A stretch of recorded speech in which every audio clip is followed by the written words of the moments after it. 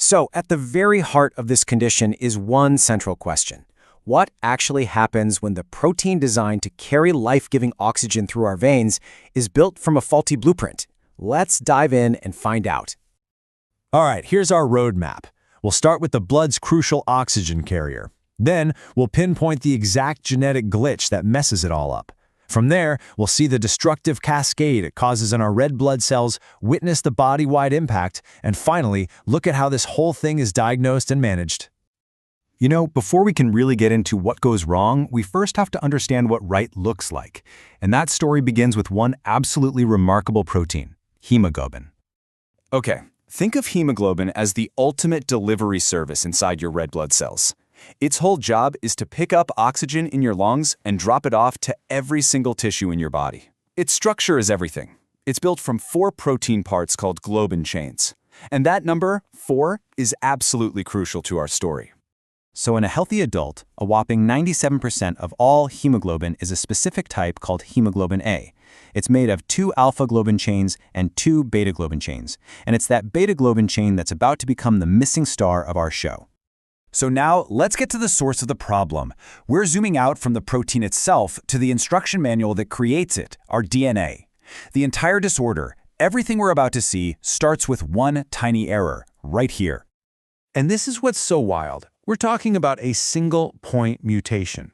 Just one letter of genetic code swapped for another, in one gene on chromosome 11. That's it. That is the entire origin of the problem. It's incredible, really. Now, that one tiny error has different consequences, and it all depends on what you inherit. If you get one mutated gene, you have what's called Beta Thalassemia Minor, and your protein production is just reduced. But if you inherit 2 mutated genes, you could end up with Intermedia, with severely reduced production, or even major, where beta-globin production just stops completely.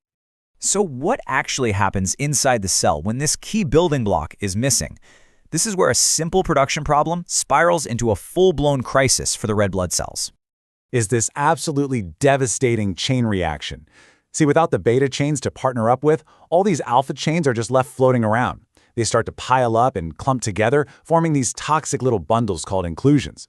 These inclusions physically damage the red blood cell's membrane from the inside out, causing it to be destroyed way too early.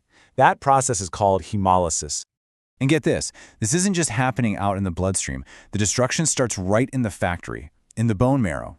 At the same time, the body's cleanup crew, the spleen, goes into overdrive destroying these damaged cells, which just sets the stage for a massive system-wide problem. All right, let's zoom out even further. Because a shortage of healthy red blood cells, well, it doesn't stay a cellular problem for long. It sends shockwaves through the entire body.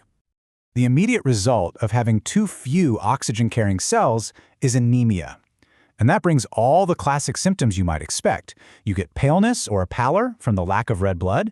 When your tissues are starved for oxygen, you feel short of breath and get tired really easily. In severe cases, it can even stunt a person's growth.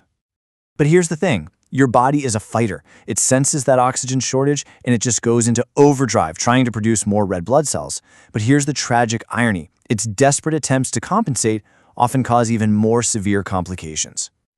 The bone marrow expands like crazy, trying to pump out more cells, which can actually change the shape of the bones in the skull and face, leading to a feature sometimes called chipmunk faces.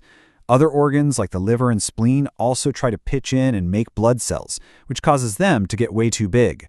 And on top of all that, all those destroyed red blood cells release their iron, which leads to a dangerous iron overload called hemochromatosis. You know, the source material has this incredibly vivid way of describing what that bone marrow expansion looks like on an X-ray of the skull. This hair-on-end appearance. It's a classic, unmistakable sign of the body's desperate and ultimately damaging response. So, with all this chaos going on inside the body, how do doctors even begin to figure this out and start to manage it? Let's take a look at the toolkit they use. Well, it usually starts with a pretty standard blood test. But the clues are all there, if you know what you're looking for. Low overall hemoglobin, red cells that are unusually small and pale, and these very distinctive target cells that look just like bullseyes under a microscope. And of course, those high iron levels from all the destroyed cells. But for the final, definitive confirmation, they use a test called hemoglobin electrophoresis. It's a really cool technique that basically separates out all of the different types of hemoglobin. In beta thalassemia, it'll show really low or even absent levels of that hemoglobin A we talked about, and much higher levels of the other types, like F and A2, as the body tries to make up for the shortfall. Now, when it comes to managing the condition, patients generally fall into one of two big categories. You have transfusion-dependent thalassemia, or TDT.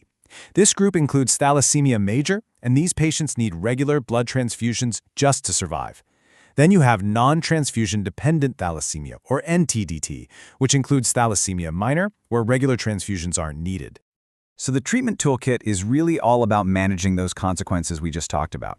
Blood transfusions provide the healthy red blood cells the body can't make, but because transfusions add even more iron to the body, patients also need what are called iron chelating agents to help remove all that excess. And in some cases, if the spleen gets way too aggressive in destroying cells, it might actually need to be removed. And that really brings us full circle. Right now, medicine is focused on managing all these downstream effects of beta thalassemia.